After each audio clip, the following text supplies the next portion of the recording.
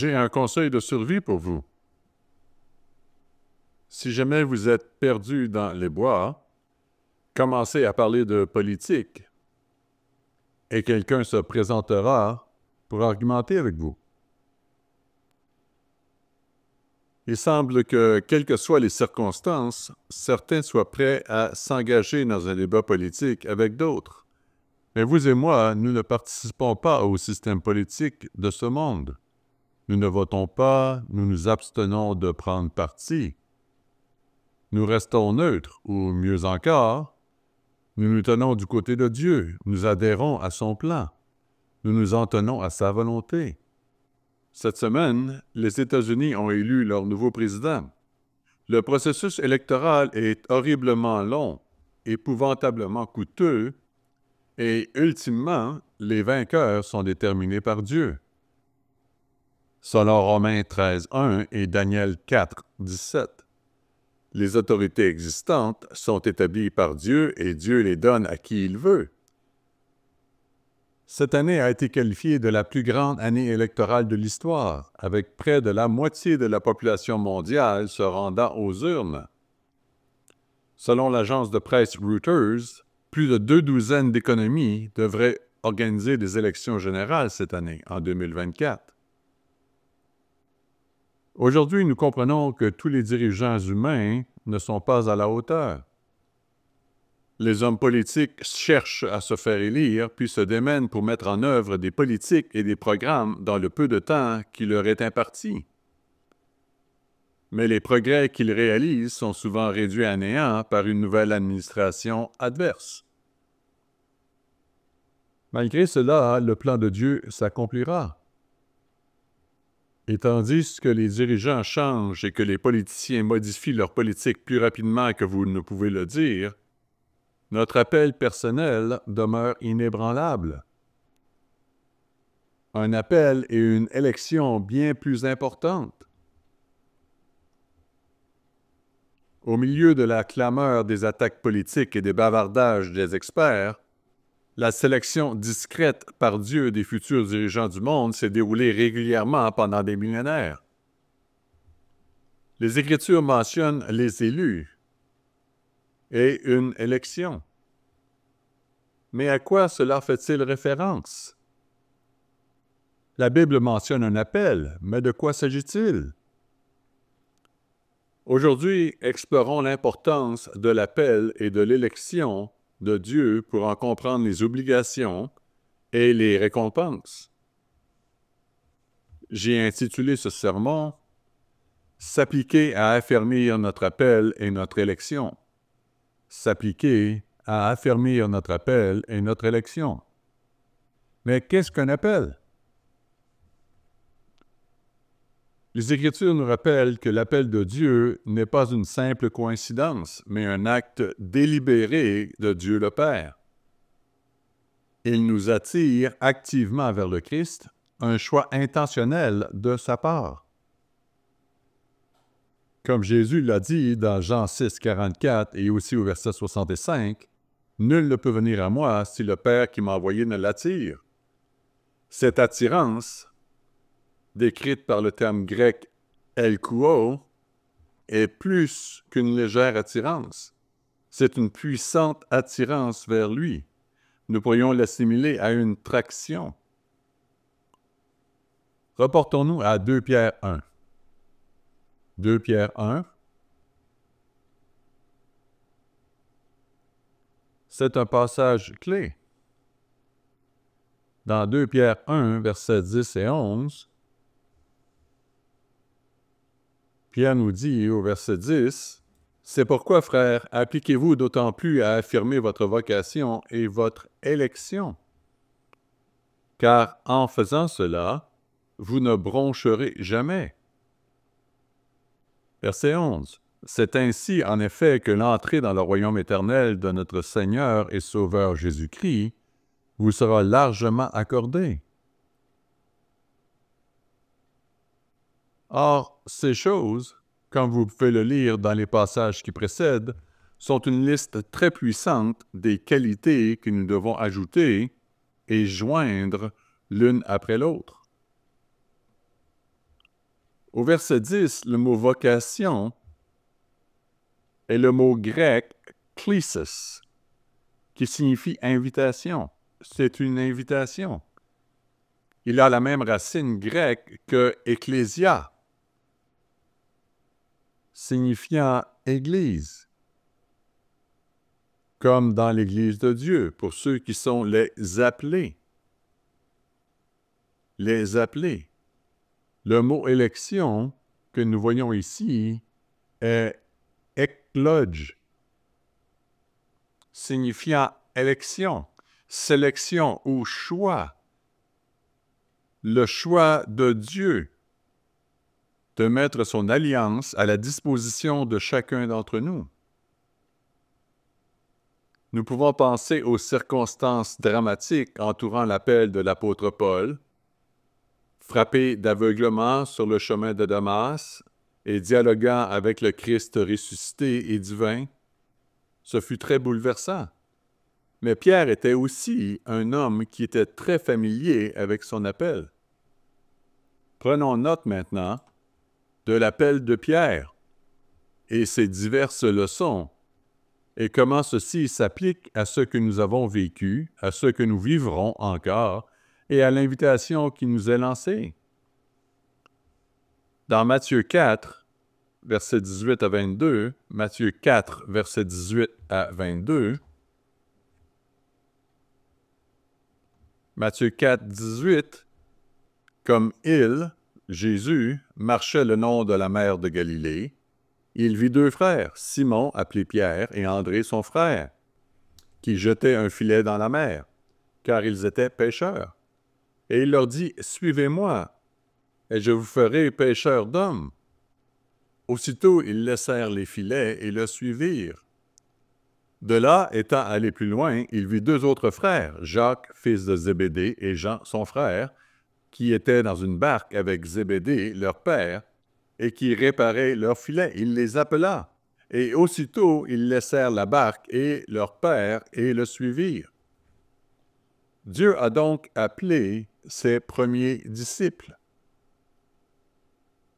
dont Pierre, mais aussi Jacques, Jean et André. Pierre, Jacques et Jean sont devenus les trois principaux disciples. Pierre étant le porte-parole et celui que Jésus-Christ a utilisé comme chef.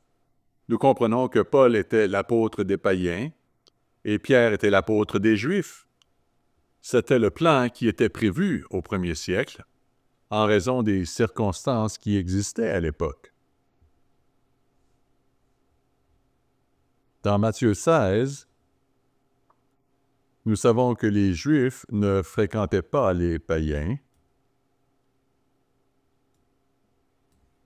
Dans Matthieu 16, versets 13 à 19, Matthieu 16, versets 13 à 19,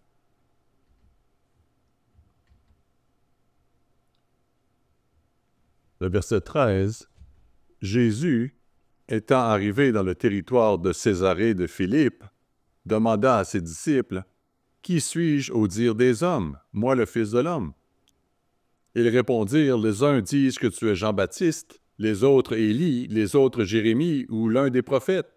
Et vous, leur dit-il, qui dites-vous que je suis? » Simon-Pierre répondit, « Tu es le Christ, le Fils du Dieu vivant. » Jésus, reprenant la parole, lui dit, « Tu es heureux, Simon, fils de Jonas, car ce ne sont pas la chair et le sang qui t'ont révélé cela, mais c'est mon Père qui est dans les cieux. Et moi, je te le dis, tu es Pierre, Pétros, un caillou, et que sur ce roc, il se réfère à lui-même, sur ce roc, Pétra, un rocher massif ou un immense rocher, je bâtirai mon Église, et que les portes du séjour des morts ne prévaudront point contre elle. Je te donnerai les clés du royaume des cieux. Ce que tu lieras sur la terre sera lié dans les cieux, et ce que tu délieras sur la terre sera délié dans les cieux. » C'est une autorité qui est conférée. Au début du ministère du Christ, après que Jésus ait nourri les 5000 personnes, Pierre a marché sur l'eau pour venir au Christ. Une situation très dramatique. Dieu le Père a appelé Pierre. Il l'a invité à venir. Et une occasion s'est présentée à lui.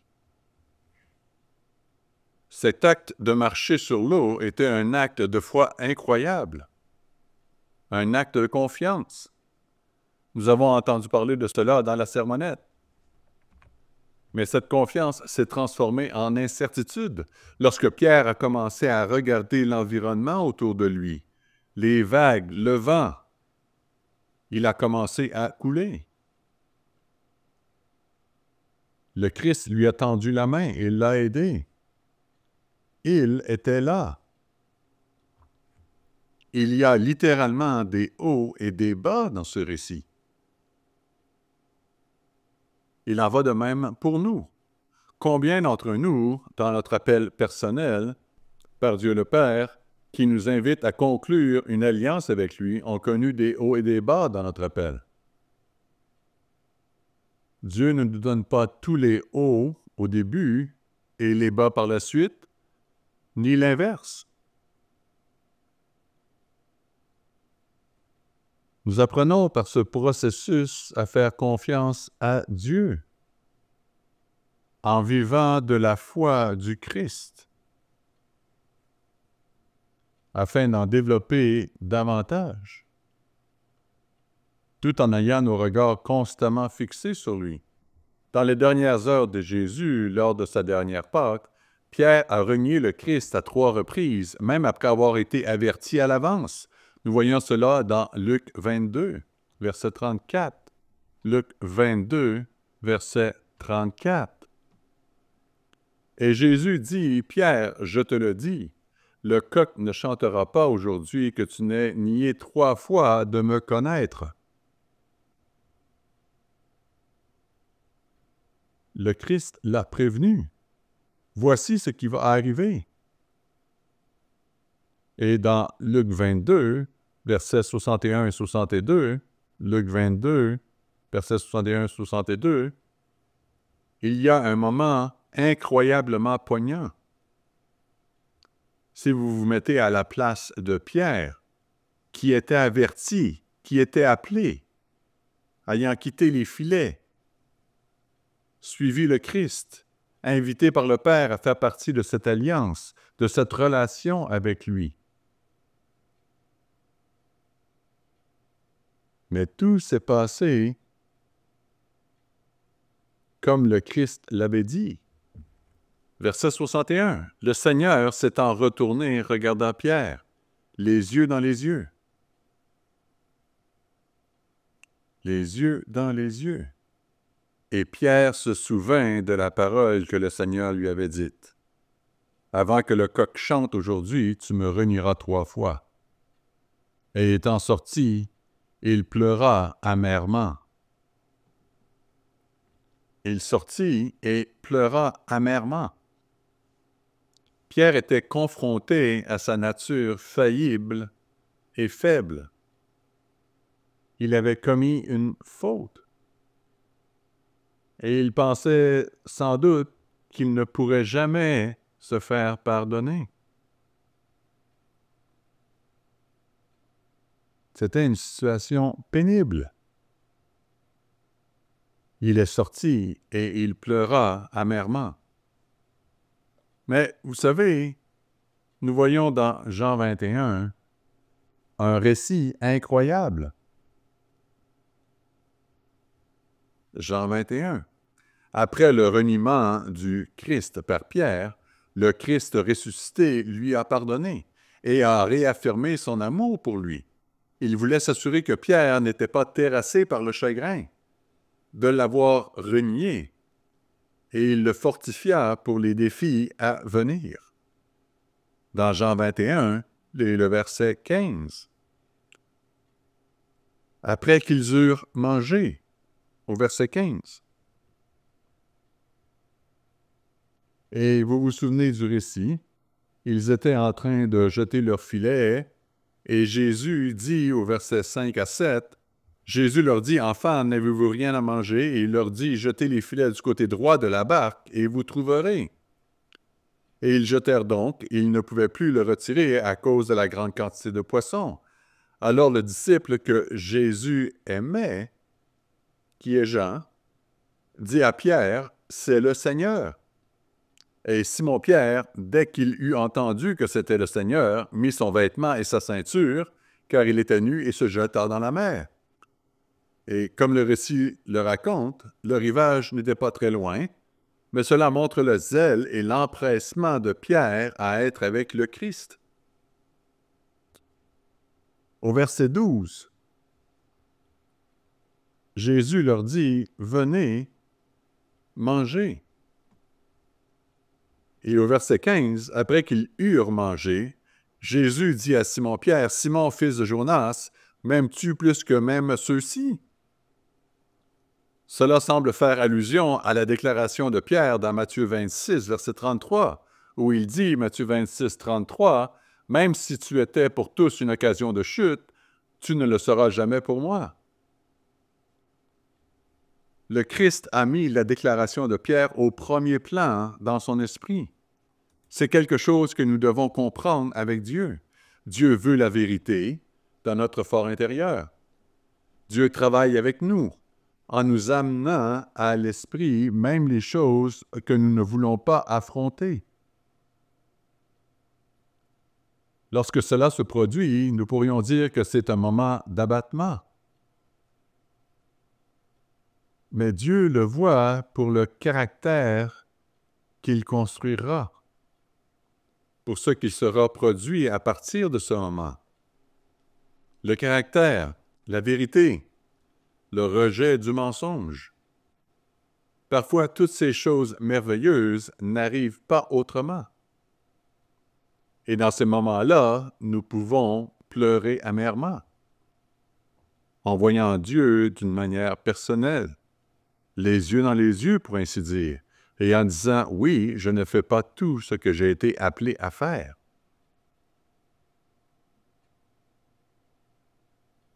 Jean 21, 15, et il lui répondit, « Oui, Seigneur, tu sais que je t'aime. » Jésus lui dit, « Paie mes agneaux. » Et il lui dit une seconde fois, « Simon, fils de Jonas, m'aimes-tu? » Pierre lui répondit, « Oui, Seigneur, tu sais que je t'aime. » Jésus lui dit, « Paie mes brebis. » Il lui dit pour la troisième fois, « Simon, fils de Jonas, m'aimes-tu? »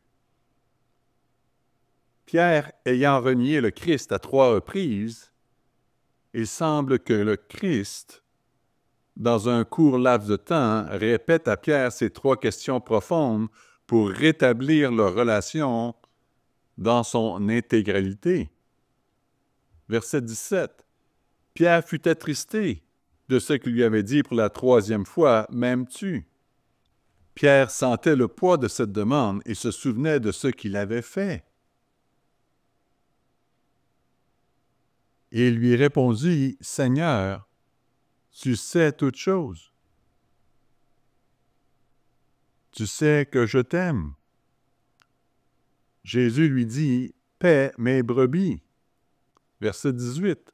« En vérité, je te le dis, quand tu étais plus jeune, tu te saignais toi-même, et tu allais où tu voulais. » C'est un peu comme quand il était sur le bateau. Il avait enlevé son vêtement d'extérieur et travaillait avec les filets. Mais maintenant, Christ dit, en parlant d'un temps futur, verset 18, « En vérité, je te le dis. Quand tu étais plus jeune, tu te saignais toi-même et tu allais où tu voulais.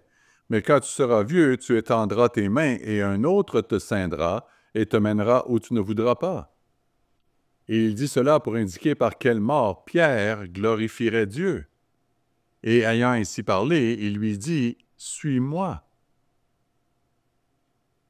C'est une sorte de boucle, car si vous y réfléchissez bien, André, selon le récit synoptique, c'est lui qui a amené Pierre à Jésus. Puis c'est le Christ qui lui a dit « Suis-moi ». Nous voyons les hauts et les bas, cet itinéraire détourné, pourrait-on dire. Le reniement à 3 reprises, puis le Christ qui rassemble tout, réaffirme son amour pour Pierre et l'établit à nouveau. Comme s'il disait « C'est bon, je te pardonne. Selon le commentaire Jameson, Fawcett et Brown,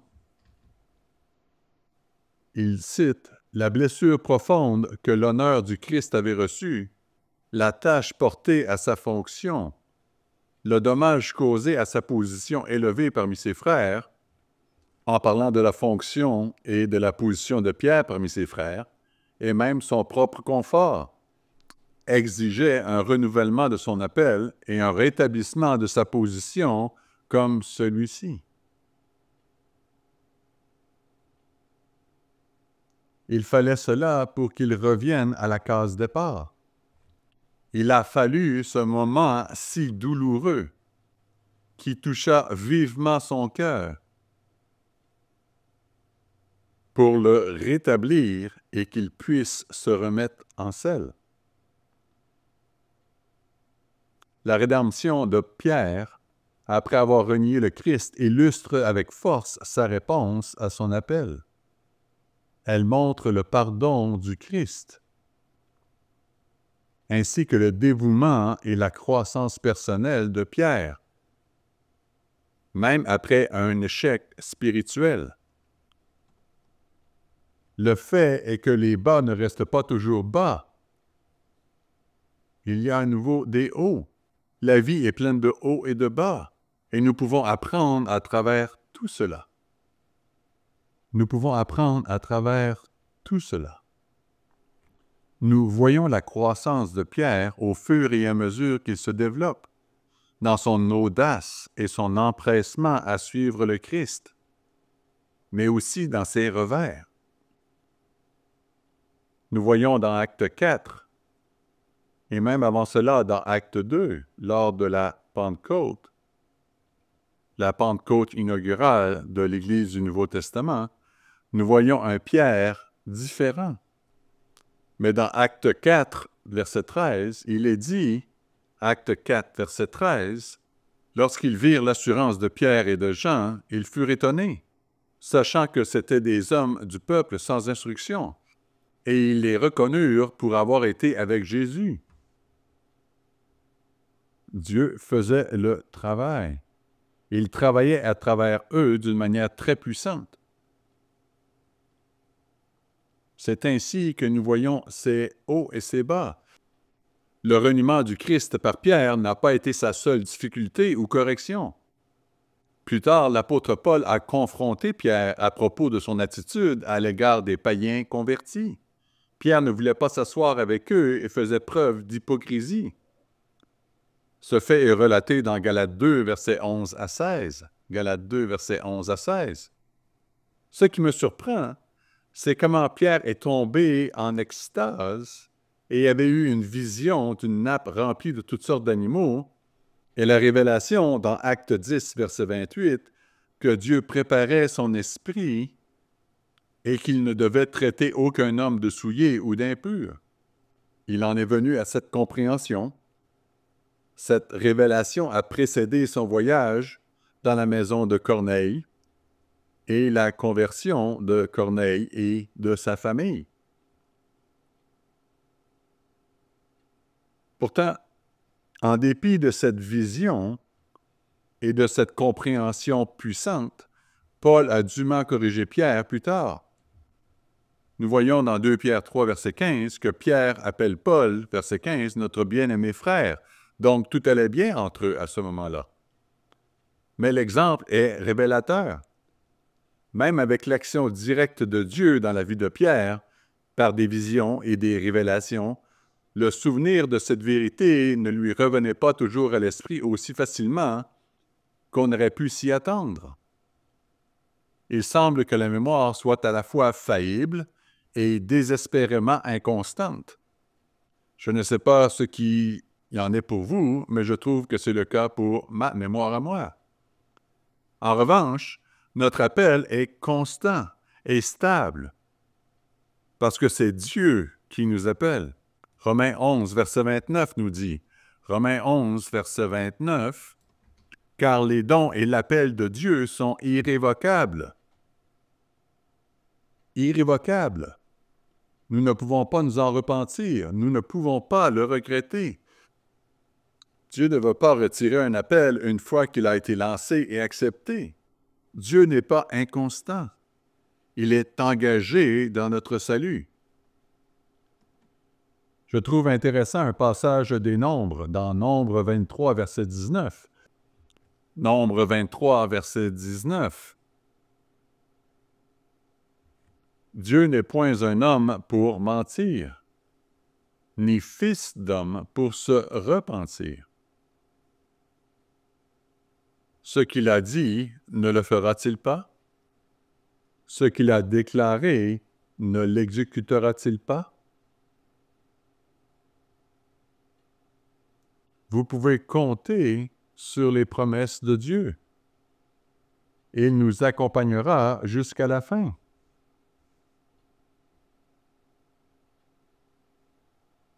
Lorsque nous pensons au premier faux pas de Pierre, nous arrive-t-il parfois de renier le Christ, non pas verbalement, mais par nos actes? Le reniement du Christ par les œuvres est mentionné dans Tite 1, verset 16.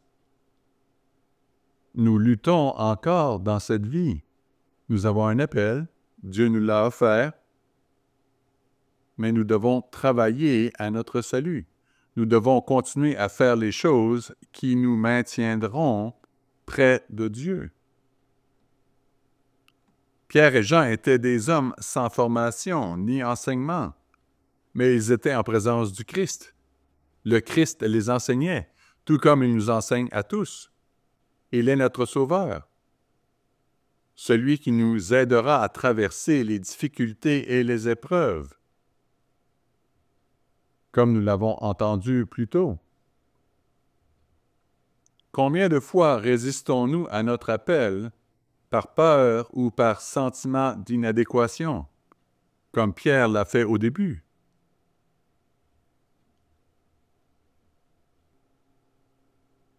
La peur peut être débilitante. Certains individus luttent profondément contre la peur et l'inadéquation, mais Dieu les guidera, les aidera et les fortifiera. Nous savons que l'antidote à la peur est l'amour. L'amour véritable chasse la peur, comme nous le lisons dans 1 Jean. Discutons de l'appel par lequel nous avons été attirés par notre Père et par le Christ, notre frère aîné. Avez-vous fait l'expérience d'un appel? Avez-vous fait l'expérience d'être choisi?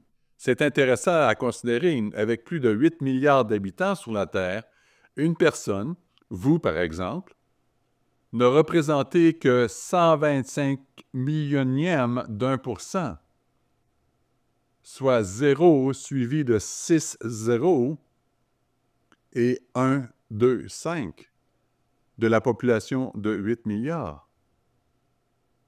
Pour l'exprimer en termes plus faciles à visualiser, imaginons 80 000 stades, chacun accueillant 100 000 personnes. Si nous cherchions une personne spécifique dans tous ces stades, cette personne serait vous. Dieu a choisi de vous appeler. Évidemment, nous ne savons pas pourquoi, mais nous constatons que nous marchons sur les pas du Christ, ceux de Pierre et ceux de tous ceux qui nous ont précédés. Dans Matthieu 2, versets 14 et 15, le récit de Joseph emmenant Jésus en Égypte comprend cette phrase. Matthieu 2, versets 14 et 15, « J'ai appelé mon fils hors d'Égypte. » Le Père a appelé Jésus hors d'Égypte. De la même manière, nous sommes appelés à sortir du milieu de l'Égypte moderne. Cette référence dans Matthieu 2, 15 est tirée d'une double prophétie dans Osée 11, qui parle à la fois d'Israël et du Christ.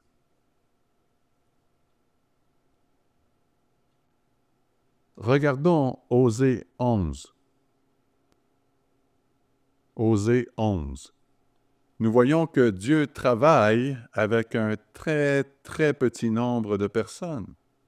Dieu appelle encore des individus, il n'a pas cessé d'en appeler. Le ministère travaille à les servir, à les contacter tous les jours. Dans Osée 11, versets 1 à 3. Osée 11, versets 1 à 3. Quand Israël était jeune, je l'aimais, et j'appelais mon fils hors d'Égypte. Mais ils se sont éloignés de ceux qui les appelaient. Dieu a envoyé des prophètes, mais Israël les a rejetés. C'est comme des moutons qui fuient le berger quand il les appelle. Naturellement, les moutons attendent la voix du berger et viennent à lui, mais ce n'était pas le cas d'Israël. Verset 2. Ils ont sacrifié au Baal et offert de l'encens aux idoles. C'est moi qui guidais les pas d'Éphraïm, le soutenant par ses bras. Ces dernières années, nous avons eu la chance d'avoir 2 petits-enfants. L'un a presque 3 ans et l'autre vient d'avoir 1 an. Et c'est une bénédiction de les tenir par les bras lorsqu'ils font leurs premiers pas très difficilement. Ensuite, vous les voyez se tenir debout seuls et finir par traverser la pièce seuls. Vous assistez à cette évolution et vous jouez un rôle essentiel en les aidant et en les encourageant. C'est ce que Dieu faisait avec Israël, en particulier avec Éphraïm et par extension avec tout Israël. Mais ils n'ont pas vu que je les guérissais. Et lorsque Dieu nous appelle, il y a beaucoup de choses qui ne vont pas chez nous. Je pense que nous sommes tous d'accord sur ce point. Nous sortons d'Égypte, nous sortons du monde et nous sortons de beaucoup de choses qui ne sont pas en accord avec la voix de Dieu. Dieu nous guérit alors de notre mode de vie tout entier. Jésus-Christ est le chemin, la vérité et la vie. C'est une voie de vie fondée sur la vérité. C'est ce que le Christ voulait voir en Pierre. Et il a dit, je vais te présenter ceci et j'ai besoin que tu le vois. Parce que c'est nécessaire avant que nous allions de l'avant, avant que d'autres choses puissent se produire. Parfois, si nous détournons ou nous évitons certaines choses, nous risquons de ralentir le processus. C'est pourquoi nous devons être courageux et reconnaître que ce que Dieu veut faire est toujours pour notre bien. Il veut nous guérir, guérir tout notre mode de vie. Mais nous avons un rôle à jouer. Nous devons nous assurer de notre appel et de notre élection. C'est à nous qu'il incombe de le faire. Nous savons que Dieu nous sauvera. Il est notre sauveur. Mais nous devons participer à ce processus. Dans Osée 11, verset 4, il est dit « Je l'ai tiré avec des liens d'humanité, avec des cordages d'amour. Je fus pour eux comme celui qui aurait relâché le joug près de leur bouche, et je leur présentai de la nourriture. » L'Éternel, le Christ préincarné, a nourri Israël comme un berger nourrit ses brebis. Pierre a été établi dans l'Église pour faire de même. Il lui a dit, « Paie mes agneaux, donne-leur de l'herbe, donne-leur de la nourriture, paie mes brebis, fais-les paître. » Le mot grec utilisé ici est « poiméno », être un bon berger, de les guider, de les protéger. Dieu au moment parfait, c'est à cela que se réfère la prédestination dans les Écritures. Il appelle certains individus au cours de cette période de 6000 ans pour leur offrir le salut. L'appel est un miracle divin. Comme l'a dit M. Weston dans le passé, ce n'est pas nous qui appelons, c'est Dieu le Père qui appelle. Il ajouta, « Nous ne pouvons pas ouvrir un esprit, même avec de la dynamite. » Parfois, les gens veulent convertir les membres de leur famille, leurs collègues ou leurs amis. Mais c'est Dieu qui appelle, et c'est un miracle. J'entends parfois les gens dire « Nous ne voyons pas beaucoup de miracles dans l'Église de Dieu. » Pourtant, dans le ministère, Nous en voyons un chaque fois que quelqu'un écoute, continue à avancer dans la foi et finit par être baptisé. Dieu lui a ouvert l'esprit, un miracle divin. Ce n'est pas parce que nous ne voyons pas encore d'intervention physique spectaculaire que Dieu n'en est pas capable. Comme nous l'avons entendu précédemment, Dieu n'est pas limité. Rien ne lui est impossible.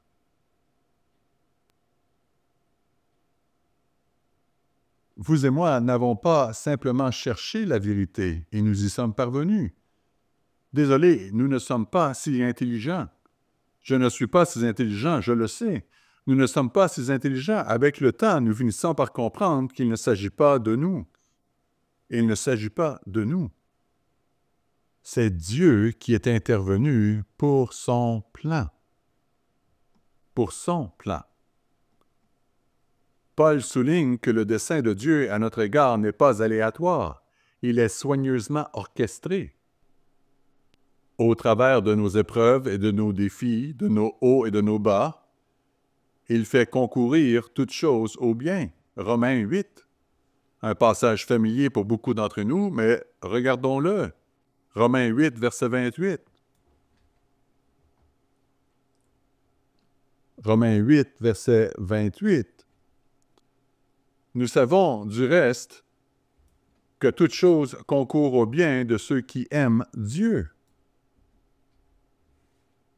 Pierre était affligé. Il était confronté à une situation très difficile qu'il avait lui-même provoquée, qu'il devait affronter de front, les yeux dans les yeux.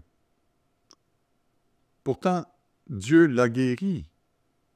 Il a guéri cette blessure, ayant fait en sorte que toutes les choses concordent pour Pierre. Il fait de même pour nous. Parfois, nous ne le voyons pas parce que nous avons du mal à percevoir l'œuvre de Dieu du début à la fin. Le verset 28. Nous savons du reste que toute chose concourt au bien de ceux qui aiment Dieu, de ceux qui sont appelés selon son dessein. Car ceux qu'il a connus d'avance, il les a aussi prédestinés à être semblables à l'image de son Fils. C'est pourquoi nous avons été appelés à former le Christ en nous, à développer la pensée du Christ en nous, comme l'a récemment expliqué M. Weston dans un article du journal. Verset 29, afin que son Fils soit le premier-né de beaucoup de frères. C'est le but transcendant que nous partageons tous. Le verset 30 continue, « Et ceux qu'il a prédestinés, il les a aussi appelés, et ceux qu'il a appelés, il les a aussi justifiés. » La justification implique principalement deux choses. Dieu nous pardonne et nous impute sa justice. Il nous rend innocents. Ensuite, comme le Christ l'a dit à la femme prise en flagrant délit d'adultère, il lui dit « Va et ne pêche plus ». Ce processus se poursuit tout au long de notre vie. Sous la nouvelle alliance, nous pouvons être justifiés. Nous pouvons continuellement nous adresser à Dieu, demander le pardon, et il nous l'accordera à condition que nous soyons sincères et engagés. Verset 30. « Et ceux qu'il a justifiés, il les a aussi glorifiés. » Vous sentez-vous glorifié en ce moment? Je ne me sens pas glorifié en ce moment. J'ai l'impression d'être dans un corps humain qui est en train de diminuer. Mais Dieu nous regarde et il appelle les choses qui ne sont pas comme si elles étaient. Il nous voit d'une manière très spéciale. Il voit le potentiel. Il voit quel est son plan pour nous. Verset 31. Que dirons-nous donc à l'égard de ces choses? Si Dieu est pour nous, qui sera contre nous? Dieu, dans son infinie sagesse, appelle certains et n'en appelle pas d'autres. C'est sa prérogative. Nous ne pouvons pas savoir pourquoi il vous a appelé et pas votre voisin ou votre famille. Il y a eu une période de notre vie, il y a environ 28 ou 29 ans, où Dieu a appelé mes deux frères, ma femme, la femme de l'un de mes frères et moi-même, tous en l'espace d'1 an environ. Mon père, qui n'a jamais été appelé, ne savait ni lire ni écrire, et il était hostile à l'Église. Il disait à ma mère, si tu vas à la fête, si tu amènes les garçons à la fête, si tu amènes les enfants à la fête, ne reviens pas. Et elle y allait avec foi. Elle revenait à la maison et il était humble, il l'accueillait à nouveau, ainsi que nous tous. Elle a dû faire preuve de courage. Elle a dû surmonter sa peur. Elle a dû reconnaître qu'il y avait des hauts et des bas. Mon père a été témoin de la main miraculeuse de Dieu dans notre appel et plus tard, dans notre conversion. Il parcourait la ville en disant « Je sais où se trouve l'Église de Dieu ». Il en parlait aux gens. Cela a fait la différence. Cela a fait la différence. Je sais qu'avec le temps, il aura son appel, son opportunité. Ce que nous savons, c'est qu'un appel est un événement distinct dans notre vie. Nous pouvons identifier un moment où notre compréhension du plan de salut de Dieu nous a été présentée. Nous pouvons identifier un moment où nous avons compris notre responsabilité personnelle et notre obligation de rendre compte à Dieu. Nous avons reconnu que nous devions faire quelque chose de tout cela. Je dois faire quelque chose. La vie ne peut pas continuer ainsi. Si vous avez été appelé, pourquoi Dieu vous a-t-il appelé? Pourquoi Dieu appelle-t-il quelqu'un? Il y a des raisons. Pour connaître Dieu, pour l'aimer, pour lui obéir. Mais nous sommes appelés dans un but précis. Nous sommes appelés à faire partie du corps du Christ, à partager l'Évangile du royaume de Dieu avec toutes les nations et à avertir les nations descendantes d'Israël de l'approche rapide de la grande tribulation et du jour du Seigneur. Telle est la mission. C'est une période passionnante et dynamique de l'histoire pour un chrétien. Nous sommes appelés à être les futurs dirigeants, rois, sacrificateurs et juges. Dieu nous voit glorifiés. Il veut que nous y soyons. Luc 12, verset 32 nous dit, Luc 12, verset 32, « Ne crains point, petit troupeau, car votre Père a trouvé bon de vous donner le royaume. » Ne crains point. Ainsi, mes frères, faites-vous en sorte que votre appel et votre élection soient sûrs. Est-ce que vous vous assurez de votre appel et de votre élection? Quelles sont les qualifications requises pour être appelé? Y avons-nous déjà réfléchi de cette manière? Quelles sont les qualifications requises pour être appelé? Reportons-nous à Matthieu 9. Matthieu 9, à partir du verset 9. Matthieu 9, verset 9. Le verset 9 nous dit, « De là, étant allé plus loin, Jésus vit un homme assis au bureau des payages et qui s'appelait Matthieu. Et il lui dit, « Suis-moi. » Cet homme se leva et le suivit. Bien sûr, nous savons que les collecteurs d'impôts étaient des Juifs qui imposaient les taxes romaines à d'autres Juifs. Ils n'étaient pas bien vus. Pourtant, Matthieu s'est levé et l'a suivi. Verset 10. « Comme Jésus était à table dans la maison, voici beaucoup de publicains et de gens de mauvaise vie vinrent se mettre à table avec lui et avec ses disciples. » Verset 11. « Les pharisiens virent cela et ils dirent à ses disciples, « Pourquoi votre maître mange-t-il avec les publicains et les gens de mauvaise vie? » Jésus, les ayant entendus, leur dit, « Ce ne sont pas ceux qui se portent bien qui ont besoin de médecins, mais les malades. » Frères et sœurs, avant que Dieu ne nous appelle, nous n'étions pas bien. Nous avions besoin de guérison. Il y avait des choses qui n'allaient pas dans notre vie. Allez et apprenez ce que signifie « Je prends plaisir à la miséricorde et non au sacrifice, car je ne suis pas venu appeler des justes, mais des pécheurs à la repentance. » L'une des qualifications requises pour être appelé est d'être pécheur. Dieu ne manque pas de ressources à cet égard. Il y a 8 milliards de personnes sur la Terre. Dans 1 Corinthiens 1, versets 26 à 29. 1 Corinthiens 1. 1 Corinthiens 1, verset 26. Considérez, frères, que parmi vous qui avez été appelés, il n'y a pas beaucoup de sages selon la chair, ni beaucoup de puissants, ni beaucoup de nobles. Mais Dieu a choisi les choses folles, les moindres de tous. Mettons notre nom ici. Du monde pour confondre les sages. Dieu a choisi les choses faibles du monde pour confondre les fortes. Et Dieu a choisi les choses viles du monde et celles qu'on méprise, celles qui ne sont point, pour réduire à néant celles qui sont, afin que personne ne se glorifie devant Dieu. Afin que personne ne se glorifie devant Dieu.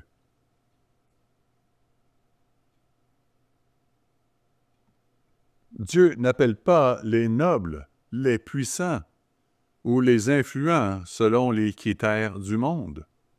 Le verset 30 ajoute, « Or, c'est par lui que vous êtes en Jésus-Christ qui, par la volonté de Dieu, a été fait pour nous sagesse, justice et sanctification et rédemption. Dieu rachète l'humanité pour la ramener à lui. » C'est ce qu'il faisait avec Pierre.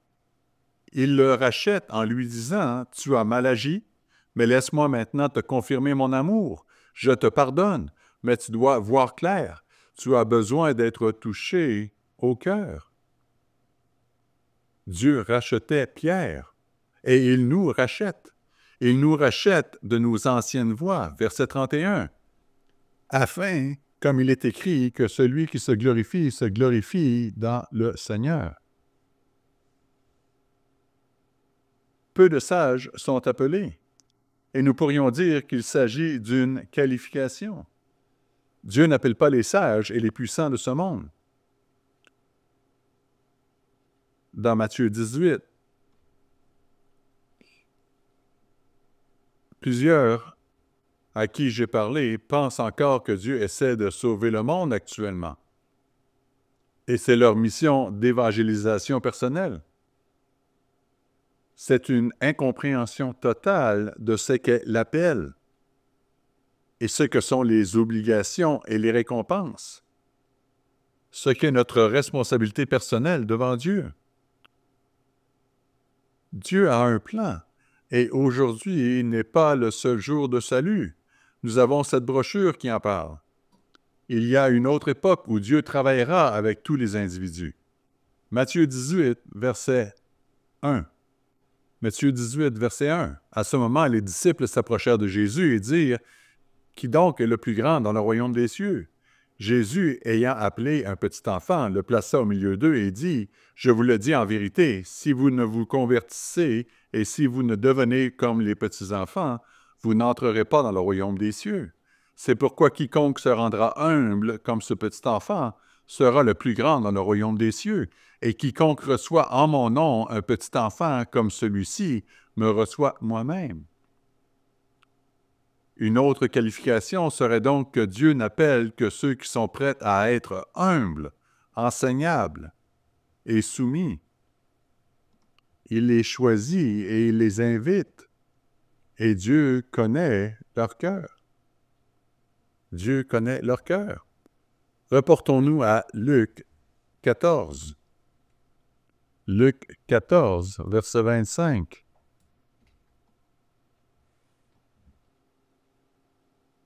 Quelques-uns sont si orgueilleux, ils ne sont pas réceptifs à ce que Dieu met devant eux pour leur montrer et les aider à changer. C'est réellement comme parler à un mur. Luc 14, verset 25. Luc 14, verset 25. De grandes foules faisaient route avec Jésus. Une multitude suivait derrière lui. Il se retourna et leur dit, « Si quelqu'un vient à moi, sans me préférer à son père, à sa mère, à sa femme, à ses enfants, à ses frères et à ses sœurs, et même à sa propre vie, il ne peut être mon disciple. Et quiconque ne porte pas sa croix, la croix étant un instrument de mort, signifiant notre volonté à faire mourir le moi, de mettre à mort le vieil homme. Verset 27, « Et ne me suit pas, ne peut pas être mon disciple. » Et au verset 33, « Ainsi donc, quiconque d'entre vous ne renonce pas à tout ce qu'il possède, ne peut être mon disciple. » Une autre qualification, pourrait-on dire, est que nous devons être prêts à abandonner notre vie pour le Christ. Il doit y avoir cette volonté. Ensuite, c'est à nous de jouer. Nous devons nous assurer de notre appel et de notre élection. Nous devons agir en fonction de ces éléments. Compter le coup et être prêts à aller jusqu'au bout. Beaucoup sont appelés, mais peu sont choisis. Certains ne sont peut-être pas encore prêts à répondre à leur appel maintenant, parce que d'autres choses sont plus importantes pour eux. Quelles sont les récompenses de l'appel de Dieu? Dans un monde en proie à l'incertitude, nous sommes animés d'un espoir inébranlable. Nous sommes ancrés dans une vocation qui nous offre la paix et un but. La paix et un but. Cet appel comporte de nombreuses récompenses. L'appel de Pierre est un appel spécial. Reportons-nous à Matthieu 19. Matthieu 19, verset 28. Matthieu 19, verset 28. Jésus leur répondit, « Je vous le dis en vérité, quand le Fils de l'homme, au renouvellement de toutes choses, sera assis sur le trône de sa gloire. » En parlant du règne millénaire du Christ sur la terre après son retour, verset 28, « Vous qui m'avez suivi, vous serez de même assis sur 12 trônes, et vous jugerez les 12 tribus d'Israël. » Les 12 disciples seront donc établis dans le gouvernement de Dieu à l'avenir, jugeant les 12 tribus d'Israël. Jugeant les 12 tribus d'Israël. Jésus poursuit au verset 29, « Et quiconque aura quitté à cause de mon nom ses frères ou ses sœurs ou son père ou sa mère ou sa femme ou ses enfants, nous devons avoir cette volonté d'aimer Dieu plus que tout à cause de son nom, recevra le centuple et héritera la vie éternelle. » Plusieurs des premiers seront les derniers et plusieurs des derniers seront les premiers. Si Pierre et les autres apôtres ont cette récompense spéciale déjà définie, d'être assis sur 12 trônes, nous avons aussi des récompenses qui nous attendent. Nous savons que ces récompenses seront magnifiques dans le royaume de Dieu, mais il y a aussi de grandes récompenses dans cette vie. Pensez-y, nous venons de vivre les jours saints de Dieu, mais nous avons aussi été témoins récemment d'une fête célébrée par le monde. Considérons la bénédiction de ne pas être embourbés dans la tromperie des fêtes du monde comme Halloween, Noël ou les Pâques. En regardant les autres s'engager dans la folie de ces fêtes païennes, nous pouvons être reconnaissants de connaître la vérité. Dieu nous a ouvert l'esprit et nous a donné un mode de vie qui inclut ces précieux jours saints. Ce sont des points de repère dans notre vie, des moments que nous pouvons attendre avec impatience et apprécier pour la vérité et l'espoir qu'il véhicule. Il y a d'autres récompenses à cette voie de vie et à cet appel. Considérez les récompenses pour les familles de ceux qui sont appelés. Le mariage est maintenu. Reportons-nous à Éphésiens 5, verset 31. Éphésiens 5, verset 31. Aujourd'hui, nous voyons comment Satan a causé des ravages avec le mariage, l'institution sacrée du mariage. Et en faisant ainsi, il détruit le concept de la famille. Éphésiens 5, verset 31. Verset 31, « C'est pourquoi l'homme quittera son père et sa mère, s'attachera à sa femme, et les deux deviendront une seule chair. » Verset 32, « Ce mystère est grand. Je dis cela par rapport à Christ et à l'Église. Du reste, que chacun de vous aime sa femme comme lui-même et que la femme respecte son mari.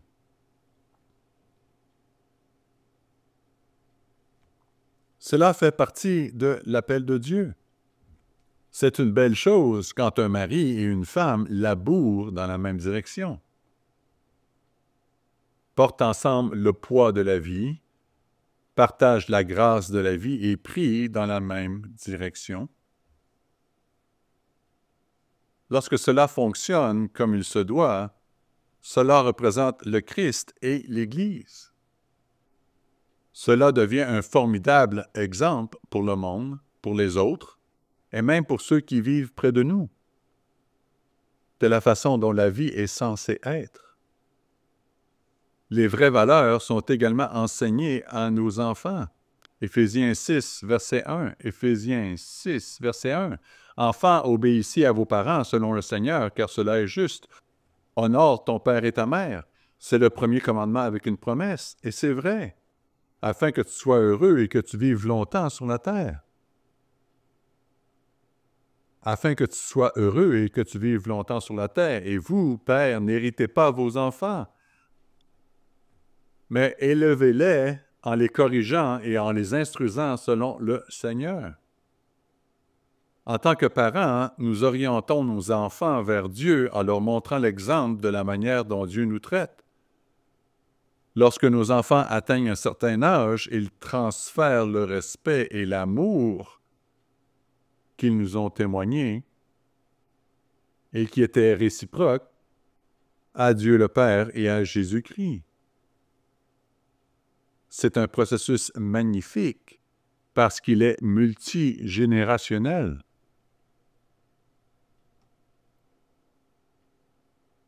Oui, nous savons que toutes les familles n'ont pas une situation parfaite. Dans 1 Corinthiens 7, verset 14, 1 Corinthiens 7, verset 14, il est écrit « Car le mari non-croyant est sanctifié par la femme, et la femme non-croyante est sanctifiée par le mari. Autrement, vos enfants seraient impurs, tandis que maintenant ils sont saints. » Ce passage me touche de près, parce que mon père n'a pas été appelé. Mais je suis reconnaissant pour ce verset, reconnaissant qu'il soit là.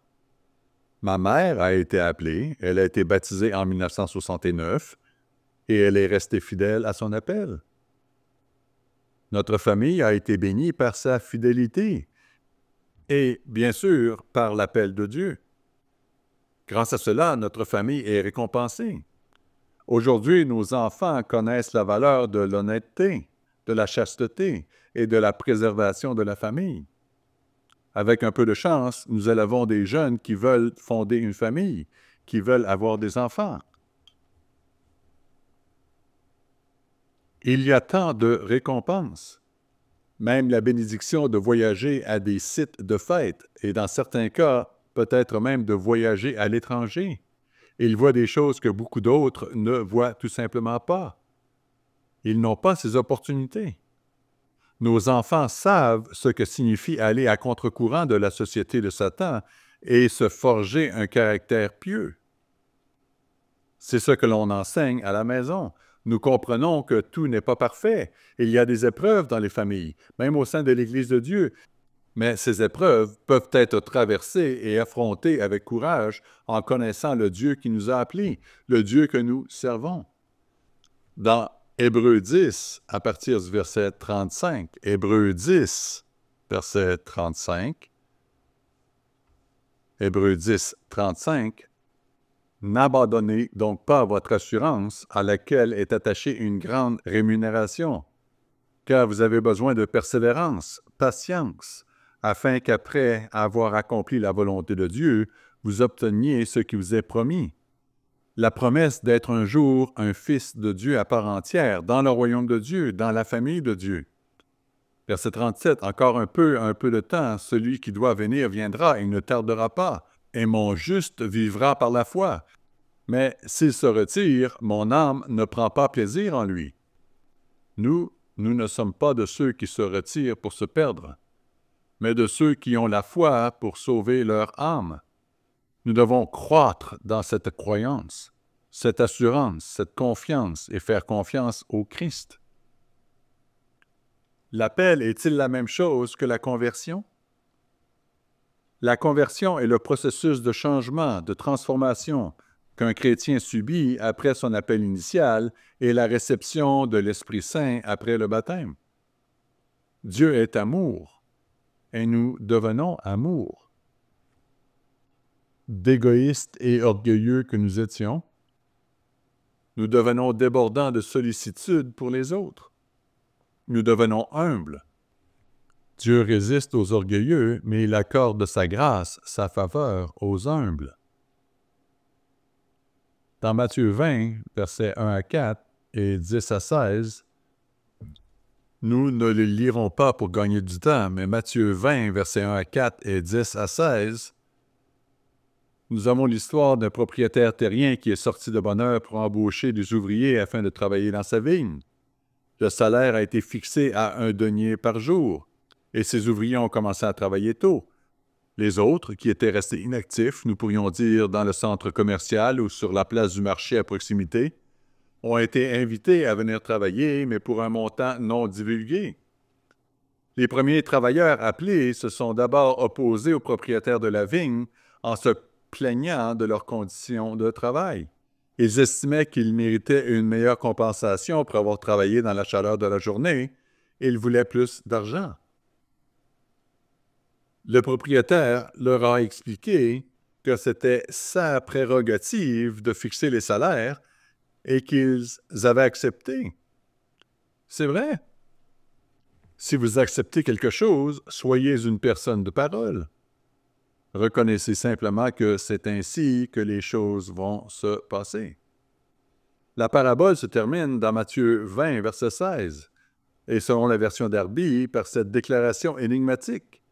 Ainsi, les derniers seront les premiers et les premiers seront les derniers, car il y a beaucoup d'appelés, mais peu d'élus. M. Douglas Winnail, dans le Living Church News de novembre-décembre 2000, « Je n'ai pas peur de me replonger dans les archives et de consulter les vieux articles. Ils sont vieux, mais ils sont bons, alors n'hésitez pas à le faire. » M. Winnail écrivit un article intitulé « Qu'est-ce que l'appel de Dieu ?» disponible en anglais seulement.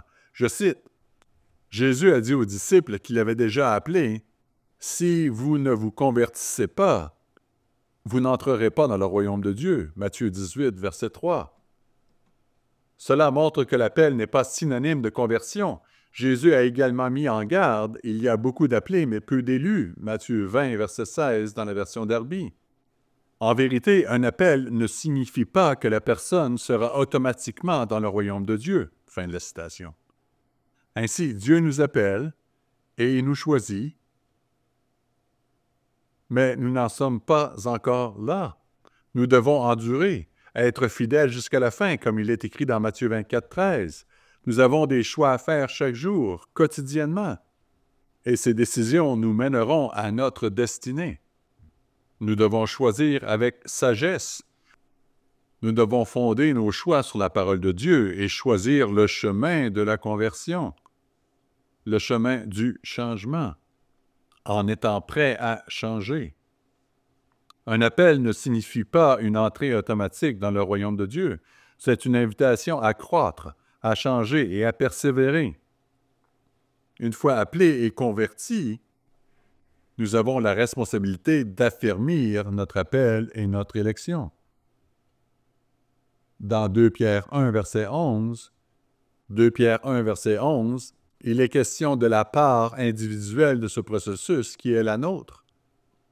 Ce n'est pas la part du ministre, ce n'est pas la part de votre conjoint, c'est votre part, votre responsabilité personnelle, votre responsabilité devant Dieu. Dieu a sa part, et nous savons que Dieu n'est pas un homme pour mentir. Il est impossible pour Dieu de mentir. Il s'acquittera fidèlement de sa part. Dans l'article de M. Winnail, on peut également lire ce qui suit. Je cite, « Comme nous l'avons vu, ceux qui sont appelés reçoivent une compréhension spirituelle spéciale qui n'est pas encore disponible pour le reste de l'humanité.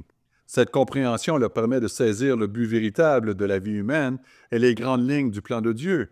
Les élus qui ont accepté leur appel et se sont repentis, sont conduits par le Saint-Esprit pour croître et changer. Ils ont appris à vivre selon chaque parole de Dieu afin de pouvoir l'enseigner aux autres. Ceux qui sont fidèles supporteront les épreuves et les tentations de cette vie. Ils éviteront d'être trompés par de faux enseignants et ne se laisseront pas distraire et dévier par les soucis de ce monde. Ils s'accrocheront à la vérité et ne compromettront pas les croyances que Dieu a fait comprendre à leur esprit. Ils recevront la récompense de la vie éternelle pour régner sur la terre en tant qu'êtres spirituels glorifiés parmi les tout premiers membres de la famille grandissante de Dieu. C'est la récompense ultime pour ceux qui ont été appelés et qui restent fidèles à cet appel. Fin de la citation. Alors, que ferons-nous, vous et moi, pour nous assurer que notre élection est remplie? Comment pouvons-nous rester fidèles à notre appel? Nous devons maintenir l'intégrité doctrinale. L'intégrité doctrinale. La vérité que nous avons reçue n'a pas de prix, elle ne change pas, et évidemment, nous croissons dans la grâce et la connaissance. Les réunions du Conseil des Anciens auront lieu cette semaine et nous apprécions vos prières sur ces réunions, mais tous les changements qui pourraient survenir sont de petites choses prophétiques ou autres. Mais le cœur, le tronc de l'arbre de la vérité ne change pas. Nous devons répéter cette vérité dans notre méditation, nos conversations, nos prières et nos études. Pierre nous écrit dans 2 Pierre 1, verset 12. 2 Pierre 1, verset 12. 2 Pierre 1, verset 12. Voilà pourquoi je prendrai soin de vous rappeler ces choses. Pierre savait que la mémoire est faillible et inconstante. Notre mémoire n'est pas toujours bonne pour nous aider à nous souvenir de ce que Dieu nous requiert de faire. Nous sommes entrés dans une alliance et une relation. Il y a des termes de cette alliance que nous devons respecter. Ce n'est pas nous qui fixons ces conditions. Le verset 12. Bien que vous les sachiez et que vous soyez affermis dans la vérité présente, et je regarde comme un devoir, aussi longtemps que je suis dans cette tente, de vous tenir en éveil par des avertissements, car je sais que je la quitterai subitement, ainsi que notre Seigneur Jésus-Christ me l'a fait connaître. Pierre se souvint de l'avertissement du Christ concernant sa mort. Tu seras saint, et on va t'amener là où tu ne veux pas aller.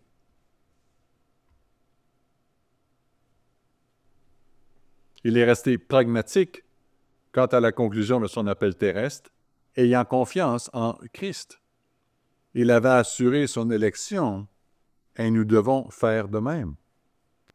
Nous devons être des vainqueurs. C'est une façon de s'assurer de notre appel et de notre élection. Romains 12, s'il vous plaît. Romains 12, verset 21. Romains 12, verset 21. Ne te laisse pas vaincre par le mal, mais surmonte le mal par le bien.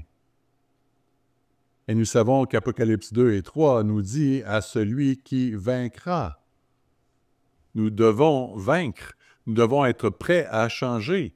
Si le Christ ou Dieu nous regarde dans les yeux au sens figuré et met en avant quelque chose que nous devons changer, nous ferions bien d'y prêter attention et d'avoir le courage d'y faire face. Une autre façon de nous assurer de notre appel et de notre élection est de comprendre qu'il s'agit d'une bataille spirituelle, nécessitant une armure et des tactiques spirituelles. Dans 2 Corinthiens 10, versets 3 à 5. 2 Corinthiens 10, 3. Si nous marchons dans la chair, nous ne combattons pas selon la chair, car les armes avec lesquelles nous combattons ne sont pas charnelles, mais elles sont puissantes par la vertu de Dieu pour renverser des forteresses. Nous renversons les raisonnements et toute hauteur qui s'élève, l'orgueil, contre la connaissance de Dieu. Mais bien être humble, nous amenons toute pensée captive à l'obéissance de Christ. Nous devons avoir la pensée de Christ, prête à punir toute désobéissance quand notre obéissance s'accomplit. Lorsque nous obéissons à Dieu et que nous l'aimons pleinement, l'amour véritable chasse la peur. Nous aurons alors de l'assurance et pourrons affronter les épreuves et les tests qui nous attendent. Nous devons pratiquer le discernement. Pensons à la sagesse. La sagesse de Dieu est d'abord pure, puis pacifique et prête à céder. L'inverse est terrestre, sensuelle et démoniaque. La différence est très claire. Nous devons développer notre discernement afin de pouvoir reconnaître le mal quand nous le voyons. Ne soyons pas vaincus par le mal. Identifions-le et évitons-le. Ensuite, recherchons et poursuivons les choses qui sont bonnes et justes. Nous devons évaluer régulièrement notre croissance spirituelle. Sommes-nous en train de changer? Sommes-nous bloqués sur un plateau? Sommes-nous dans un creux de vague et Dieu essaie-t-il de nous montrer quelque chose?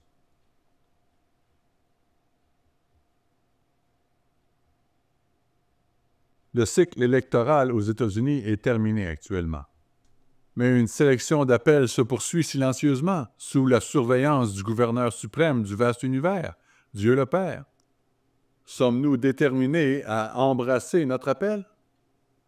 Le voyons-nous comme une bénédiction?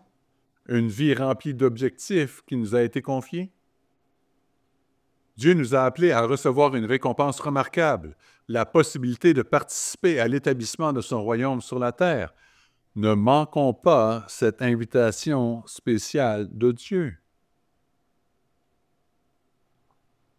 Alors, que faisons-nous pour affermir notre appel et notre élection?